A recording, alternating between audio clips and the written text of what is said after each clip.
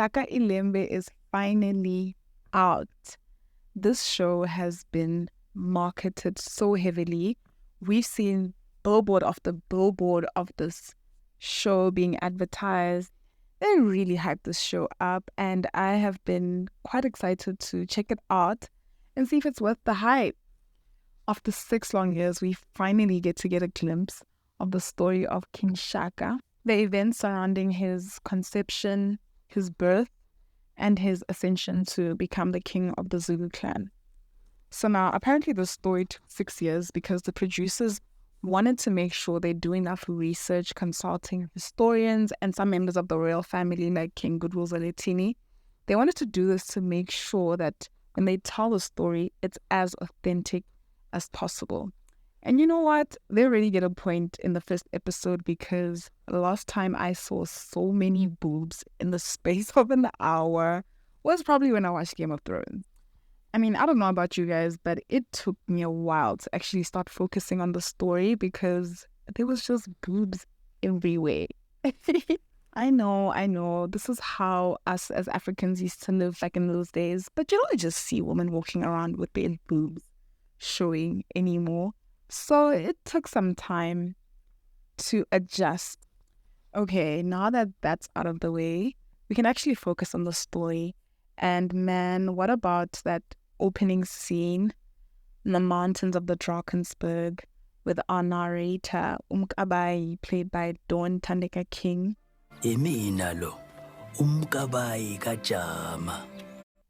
Her voice, man, and that scene in the mountains of the Drakensberg really just made me think of these stories we'd hear as children. In Sepedi, we call them Dikelengeta, which are just folklore stories. I think Zulu people call them Inganekwane. A man and his daughter were walking in the forest. In the first episode, we are introduced to 3 kingdoms.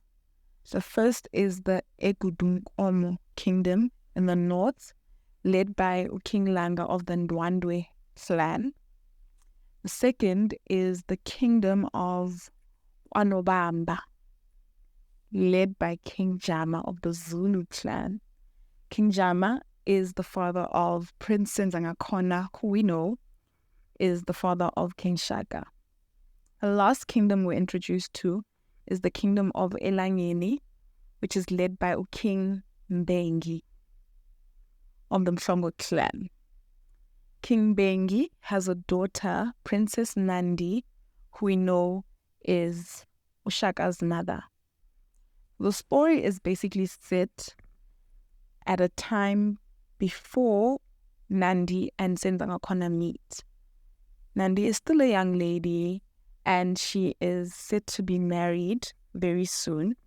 Nandi is a fierce young woman and she is rebellious. She doesn't want to be told what to do. She wants to make her own rules. Just by the way, if I'm mispronouncing any of these names, please let me know. Manipedi Pilamina, and I might get the names wrong here and there. The story is scattered all over the place, and they're only giving us pieces of the story bit by bit, all leading up to that confrontational scene at the Mhlatuze River where Prince Senzangakona basically kills one of the Ndwandwe warriors. And he basically does this to protect Princess Nandi, who's being attacked or harassed by the Ndwandwe warriors. This is the first storyline where Princess Nandi and Prince Senzangakona meet for the first time. So it starts off basically with Princess Nandi in the Elangeni kingdom preparing to go to her cousin's wedding. And she's going with a group of maidens being escorted by, I guess, one of the royal guards. And here they are walking in the mountains, traveling to go to the wedding. And they come across a group of Zulu men. And when I say Zulu men, I don't mean like Zulu, like the nation Zulu, but men from the Zulu clan.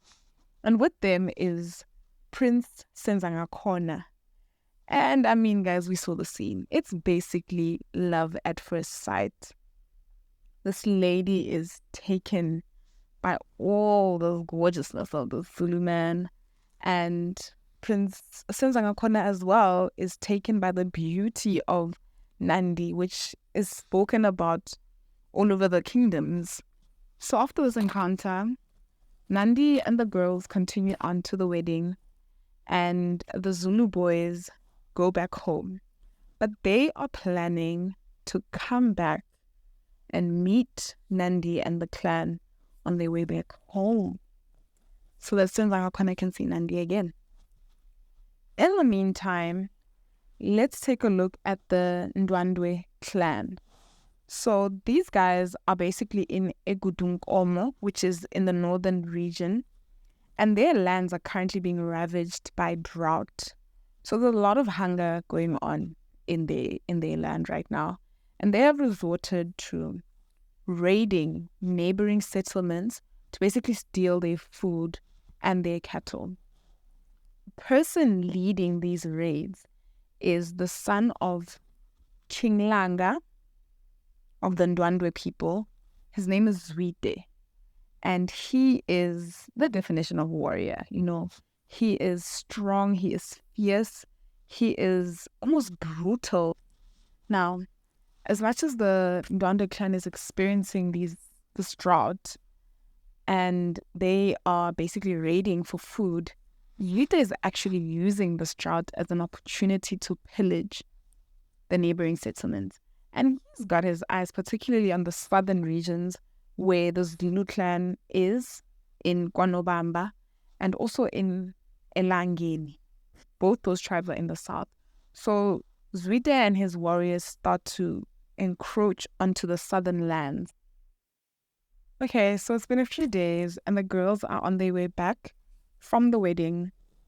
And they come to a stop to rest. And of course, Senzangakhona is there waiting for them on their journey back. And Nandi basically orchestrates a plan to sneak off to the river where she can have some time with Senzangakhona. It's at this point when the Ndwandwe warriors, led by Zwide, find themselves at the very same river that Nandi snuck off to. But before Senzangakhona gets there, Nandi and her maiden get harassed by Zwide and his warriors. And when Senzangakhona arrives, a fight ensues between the Zulu clan and the Ndwandwe clan, which ultimately leads up to Senzangakhona killing one of the Ndwandwe warriors to protect Nandi. The death of one of the Ndwandwe warriors by the hands of Senzangakhona is actually a big deal, because the Ndwandwe clan and the Zulu clan have a peace treaty together, which basically means that they have agreed to not fight each other.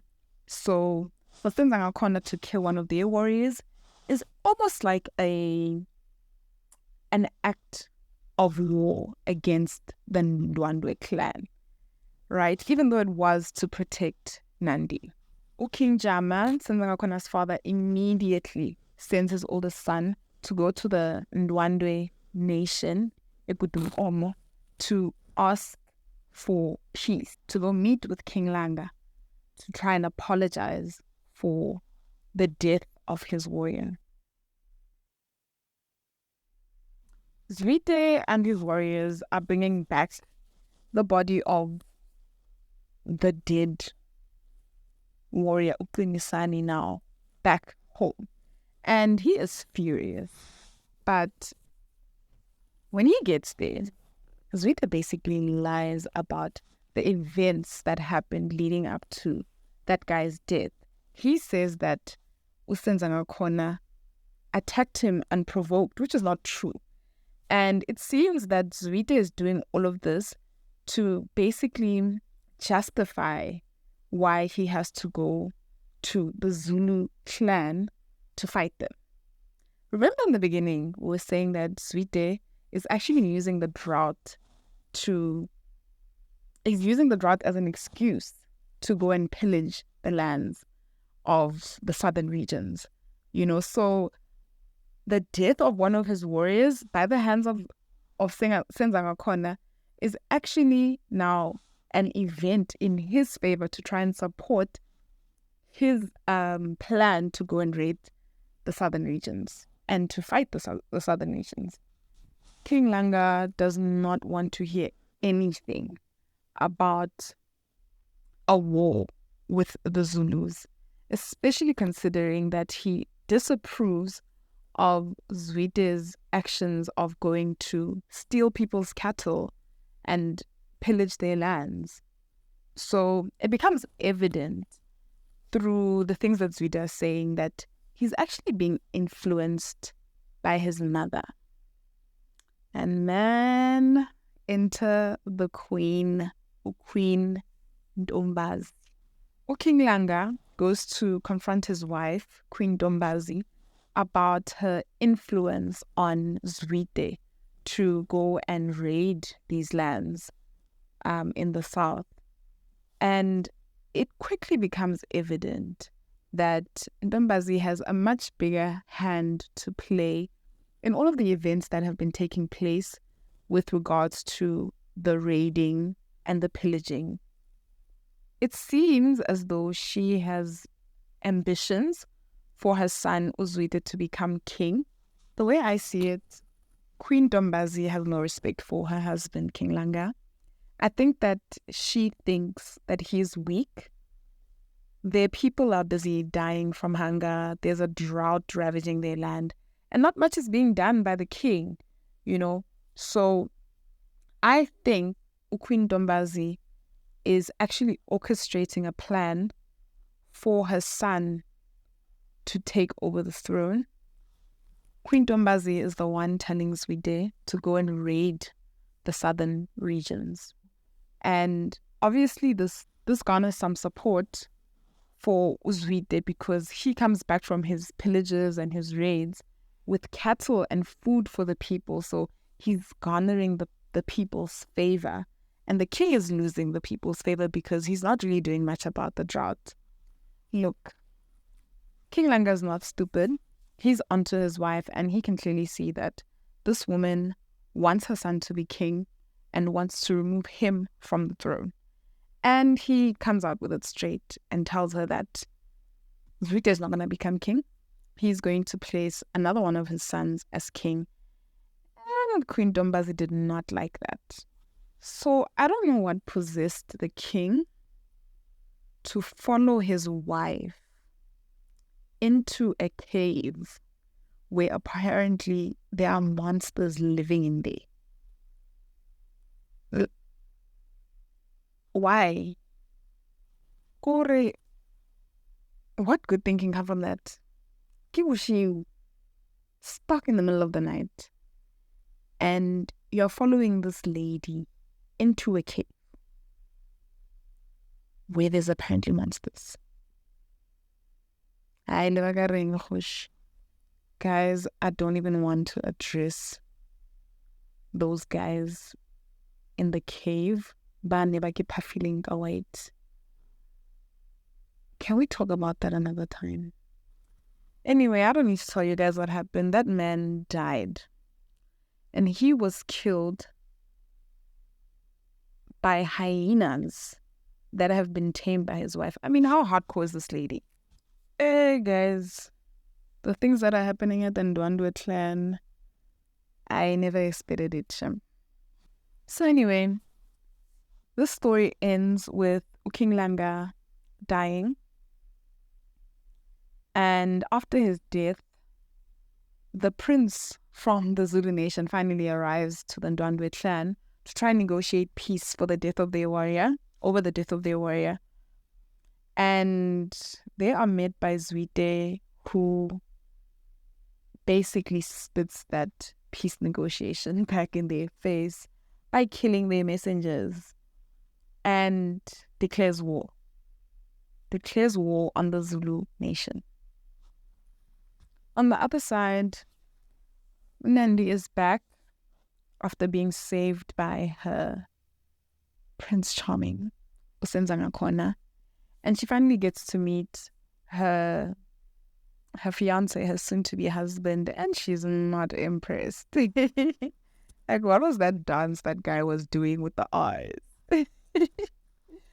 So she is not impressed and basically tries to get out of marrying him by telling her mom to stop the lobola negotiations and basically professing and confessing to her mother that her heart has been taken by Usenzangakhona.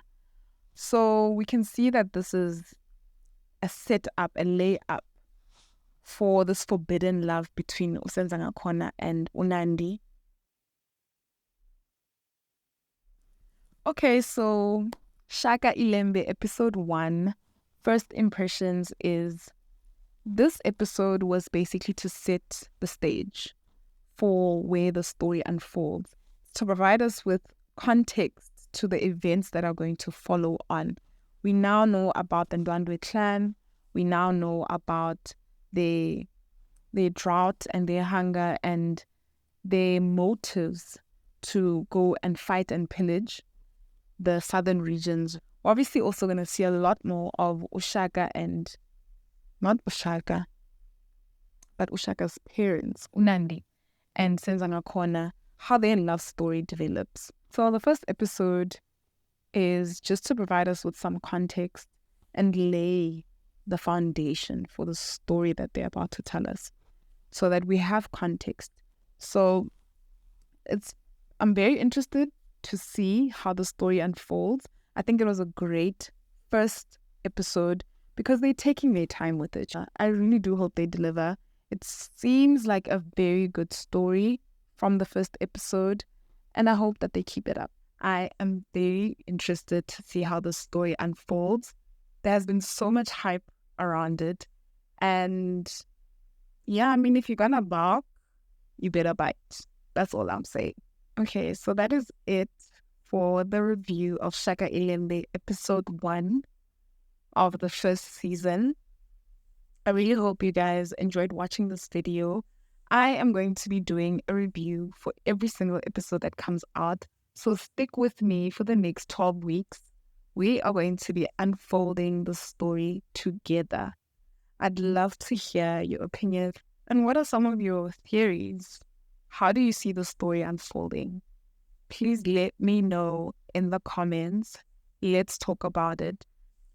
I will see you guys next week for the review of episode 2. I actually just saw that the trailer came out today and the war's already happening.